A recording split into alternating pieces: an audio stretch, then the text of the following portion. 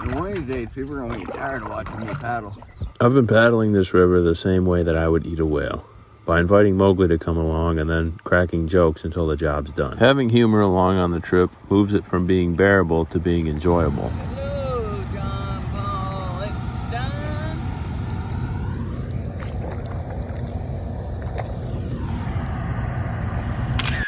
And we spend more time trying to get each other to laugh than we do complaining. The jokes are always changing, but the best ones have been staying through to the end. Like, we're still pointing things out to each other that are obvious, and instead of coming up with a clever insult, we just say it, and then the response is, I know. Like saying to Mowgli, Mowgli, you broke another cell phone, and he says, I know.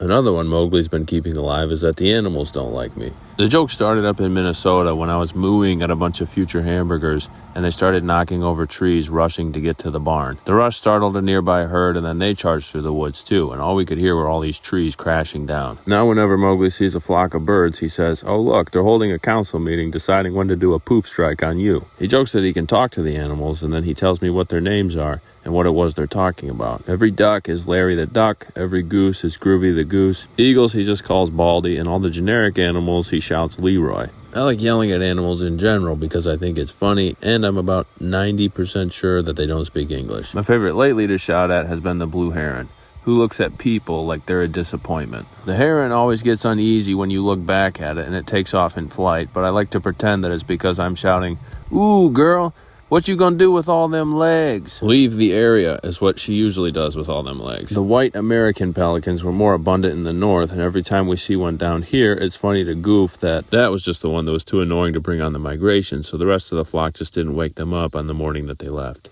We saw 4 sitting beside each other on a sandbar today and then reenacted what we thought their conversation might sound like. Everyone else don't pick up and took off while we was asleep. The constant fallback for jokes, though, is always poop jokes. We say that you're not a real traveler until you've pooped your pants while you're traveling. As the river gets wider, it takes longer and longer to get from the middle of the channel to the shore where you can take care of business, so there are plenty of opportunities to become a real traveler. On this trip, for me, it was when I had the drone in the air and the urge came upon me, but the drone was still flying, so I couldn't land it in time to take care of business. For Mowgli, it was when he accepted a burrito the size of his forearm from a stranger. And Dottie, who gets an honorable mention for completing this feat on a different trip, when she was puking out of her tent door and the tension from clenching up to puke forced a load of crap into her pants.